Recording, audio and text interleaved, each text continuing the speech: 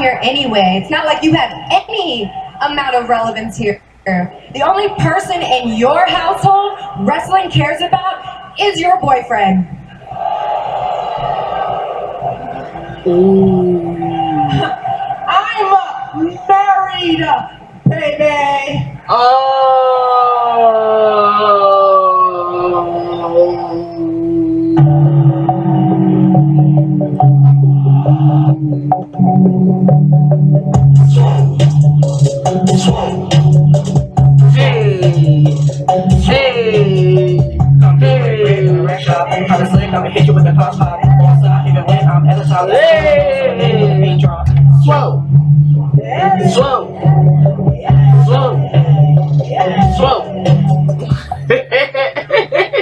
Yo, Big Swole, she literally gave her husband more rub than Vince McMahon. Welcome to Wrestling in Color Podcast. It's your girl Stephanie. Make sure to thumbs up and thumbs down this video. Make sure you follow me on Instagram and Twitter. I'm on my road to 300. If you are on the road with me, pound 300, please. What else we got? Make sure you listen to my spotlight of Big Swole. And that is somewhere in the 85, 95 videos I got. Alright? What are we talking about here? I'm going to tell you what we're talking about. We're talking about Big Swole's husband, Mr. Cedric Alexander Johnson. Yes, Mr. Cedric Alexander. Handsome, handsome Cedric Alexander. We talking about a couple things, because you know what I said? You know what Cedric need to do? Cedric need to get with ACH. He need to get with ACH. He need to get the fuck up out the WWE. The best way he knows how, and the fastest way he knows how, and the fastest way I know how he can is taking a page from ACH playbook. Now, you gotta prove it. And it ain't hard to prove with the WWE. Okay, I'm going to leave it right there. But real quick, we'll just dive in a couple of his accolades. You know, real quick. Like I said, he married Ariel Monroe, Big Swole. She's over there at AEW living her best fucking life. Right? America's Most Like Wrestling Prestige Championship won, and he was in the Prestige Championship tournament. CWF Carolina Wrestling Federation, he was the television champ and the Ultra Junior Championship. He was the Exodus Wrestling Heavyweight Junior Champ.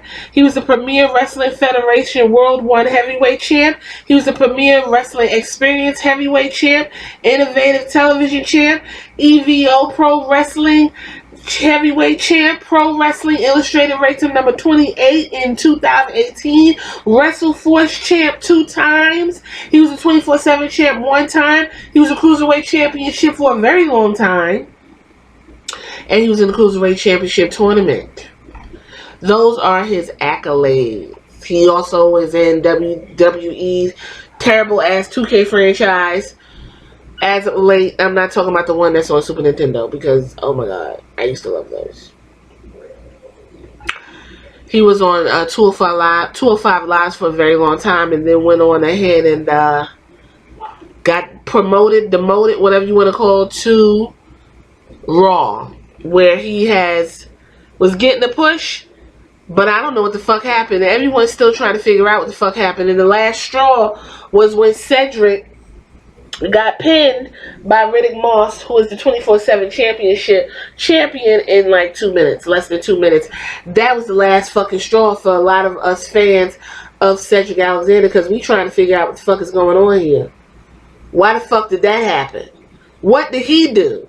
I remember he was standing next to either Seth Rollins or Roman Reigns, and he had on like a costume. He was trying, he was like in the mix with the big guys, and a lot of stuff was happening for Cedric, and I just don't know what went wrong. He was disguised as Gary Garbutt teamed up with Roman Reigns in a losing effort against Drew McIntyre and Shane McMahon. A week later, he scored an upset victory over Drew McIntyre in a single match in a brief feud between the two. August 12th, McIntyre defeated Alexander. Alexander entered the King of the Ring tournament where he defeated Sami Zayn, and now Sami Zayn is the Intercontinental Championship in the first round. Baron Corbin ended up winning the OC. The following week, he would pin AJ Styles in a 10-man tag team match and himself a United States Championship title at Clash of Champions, where he was defeated in the kickoff show. The following week, he would attack AJ Styles, who was ringside during that match between the Viking Raiders and OC, and then he got squashed by AJ Styles again. And then it just was like a swirl right down the fucking toilet. Everybody's like, what's going on?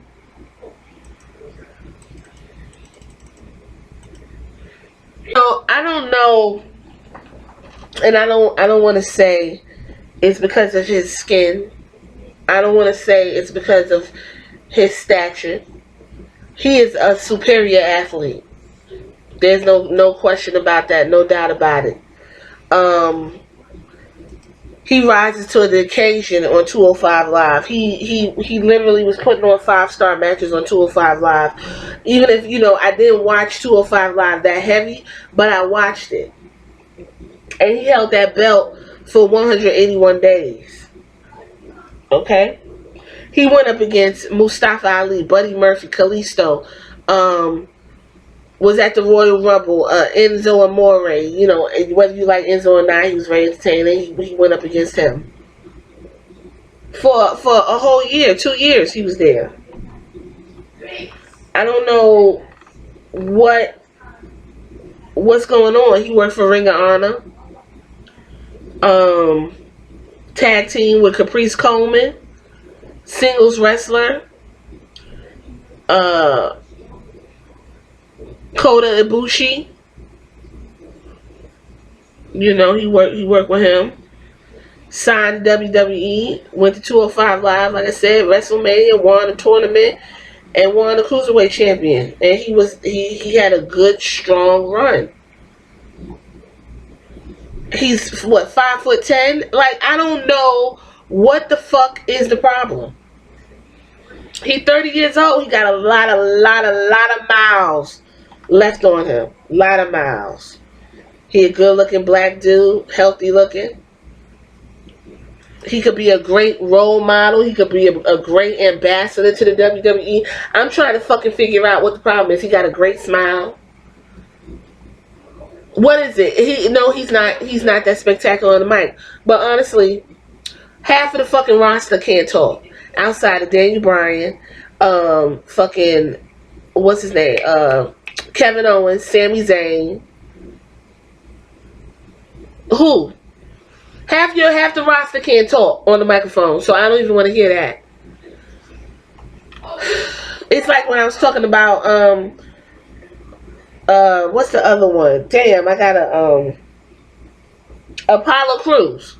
Check that video out. What the fuck is wrong with Apollo Crews and why can't he get no further? He's also frustrated and still in catering. WWE superstar Cedric Alexander took to Twitter today, and this is an article from February 20th. Understatement. Frustrated is an understatement, Cedric wrote. The tweet has been pinned to the top of his Twitter feed. I appreciate that he feels what we're feeling, because there's a lot of people pulling for Cedric, and there's a lot of people enjoying his wife, Big Swole, on AEW. It sucked to watch him get squashed or lose to Angel Garza, folded up in a what do you call that move? A death angel? Kind of shit is that? Why? It's interesting to note that Cedric made the frustration tweet on the same day that reports were made on his WWE status. Y'all favorite Mr. Needs Some Fucking Water, Dave Meltzer, noted during Wrestling Observer Radio that Alexander is not just being used as officials have no plans for him. Paul Davis of Wrestling News Co.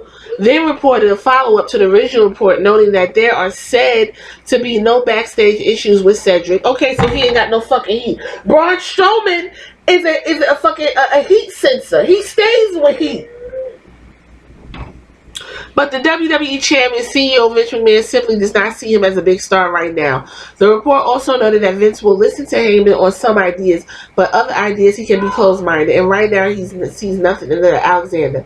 It's also said that Vince gave up on his Alexander a long time ago. He gave up on Ember Moon. He gave up on Alexander. He gave up on Apollo Crews. He gave up on fucking Shanna Baszler. He gave up. It's like you play with him, you break it, and you put it up. He don't never give up on big giant white men, but I ain't gonna say nothing else about that.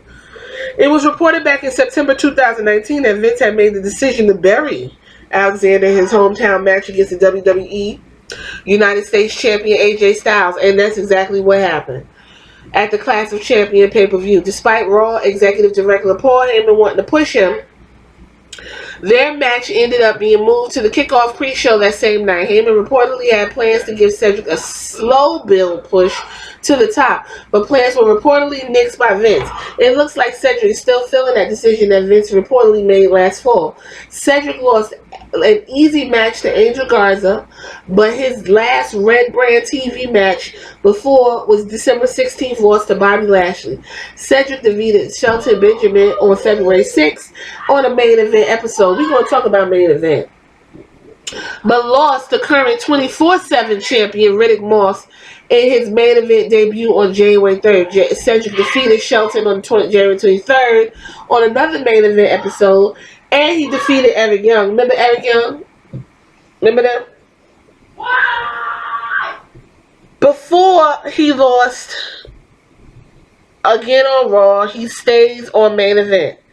And he also lost to guys like Ricochet and Mojo Rawley. Now, Ricochet and Cedric Alexander is if you ask me, is a top 10 match. I literally have to put on both glasses to watch these motherfuckers flip all over the ring.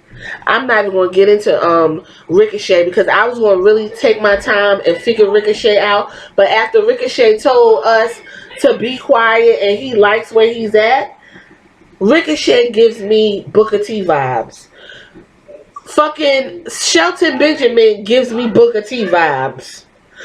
Booker T vibes mean go along to get along. I'm just glad somebody throwing me a fucking bone, and I'm happy to be here and getting a little piece of check, and y'all can just run me into the fucking ground to where when I do want to go somewhere else, my stock is completely destroyed. Quote unquote buried. Like they tried to do Moxley, and look at Moxley. Like they're trying to do to the Revival. We'll talk about that later on. Look at Revival. Look what they're doing to the Revival. And none of the wrestling fans bat a fucking eye. Why is it okay for this company to fuck with people the way they fuck with people? This man is 30 years old. He got another good 10, 15 years in him. And he can't even wrestle a full 10-minute fucking match. Why? That's not fair. And he didn't do nothing wrong but be himself. That's what the Performance Center is for. That is what I give him time to build.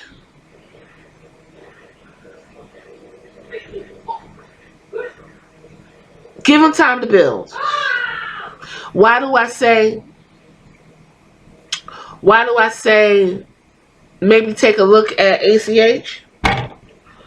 Because if Cedric Alexander really want to get out his contract, he could just simply say, is there something wrong with me? Is it because I'm black? It wouldn't be far-fetched and it wouldn't be crazy.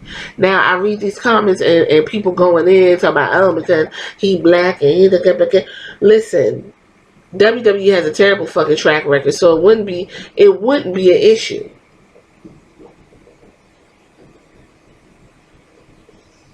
It wouldn't be an issue.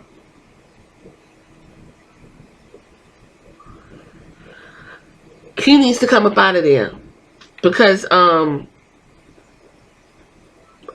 just floored. I just don't understand how you could take somebody with so much fucking Promise and jammed them.